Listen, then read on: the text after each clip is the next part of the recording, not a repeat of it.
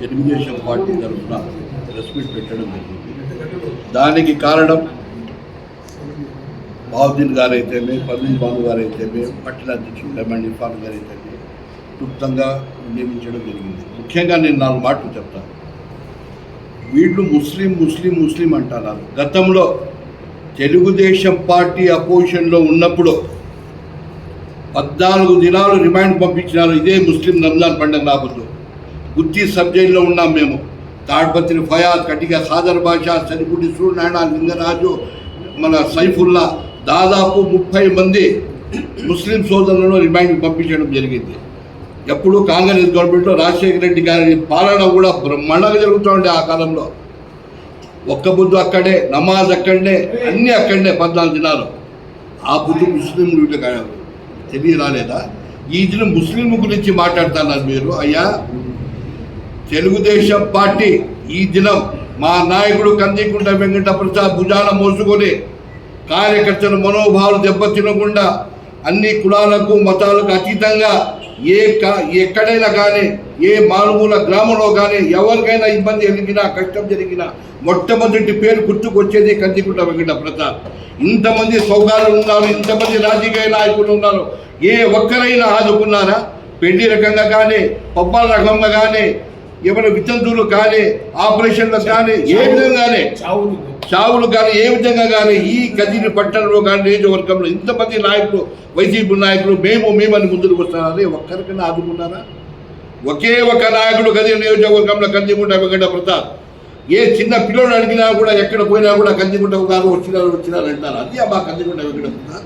ఈ చిన్నపిల్ల రాజకీయాలు చేయడము, ఈ చిన్నపిల్ల రాజకీయాలు చేసుకుంటూ తప్పుడు కేసులు బనాయించుకుంటూ ఆ టైం కూడా మా నాయకుడు లేదయ్యా. ప్రజల సమస్యలు తీర్చేదానికే టైం సరిగా దొరకలేదు. సరిగే ఎప్పుడు కూడా కానీ చూసుకోండి, 100 మంది ఉంటే 70 మంది ముస్లింలు అతను ఎంట ఉంటారు. ఆ నమ్మకం మాకుంది మా నాయకుని మీద. మాకు అతని మీద నమ్మకం ఉంది, అతను మాకు పైన నమ్మకం ఉంది. అయ్యా, మీరేం మతాన్ని అడ్డు పెట్టుకుని రాజకీయం చేస్తున్నారు? అయ్యా పర్కీష్ షా, మీరు వదిలే రాజకీయం ఇదే. నా మీద కూడా నువ్వు రాజకీయం చేసినావు, గుర్తుపెట్టుకో. తప్పుడు మాటలు చేసినావు. నేను సాయిబులు కాదా? నేను ఒక బుద్ధులు లేనా? నేను మసీదుకు పోనా? తప్పుడు మాటలు చెప్పి, తప్పుడు నిర్ణయాలతో తప్పుడు మనిషి దగ్గర పోయినో నాకు కాకుండా చేసినావు. ఇవన్నీ వదిలేండి. ఈ రాజకీయం ఎవరు ప్రజలు నమ్మరు.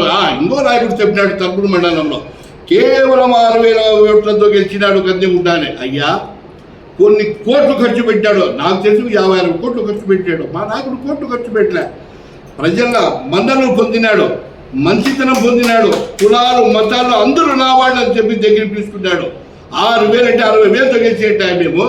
మీరు అన్ని కోట్లు ఖర్చు పెట్టారా? మీరు గెలిచలేకపోయినారు కేవలం 6,000 ఓట్లతో. మీరు మా నాయకుడు కదిరి నియోజకవర్గంలో శాసిస్తాడయ్యా, శాసిస్తాడు, ఆదుకుంటాడు.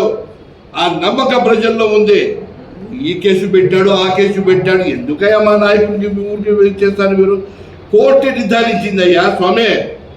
తెల్ల పేపర్ మాదిరిగా హైకోర్టులో నుంచి బయటకు వచ్చినాడు ఏకైక నాయకుడు మా కందికుంట వెంకట ప్రసాద్. పడిపోయి మాట్లాడుతున్నారు మీరు. ఈ దినం కూడా మీరు కేసులో తిరుగుతున్నారు, సిగ్గు లేకుండా మాట్లాడుతున్నారు. సిగ్గు శరం ఏమన్నా ఉంది మేము మీకు? ఎవరు ఏం చేసినా కూడా మా నాయకుడు ఎవరు ఏం చేయలేరు. ప్రజా అండా ఉన్నంత వరకు, ప్రజా దర్బార్లో నిలబడితే కూడా మా నాయకుడే కందికుంట అంటారు, కానీ మీరు ఎవరికి మాట్లాడరయ్యా. అదే పెడుతూ మీరు ప్రజలు మెప్పు పొందండి.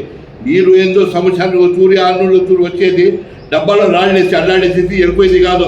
నిరంతరం ప్రజల్లో ఉండి ప్రజానాయకుడైన మా కందికుంట వెంకట ప్రసాద్ ఎవరైనా మాట్లాడితే సహించలేదని మేము హెచ్చరిస్తున్నాం.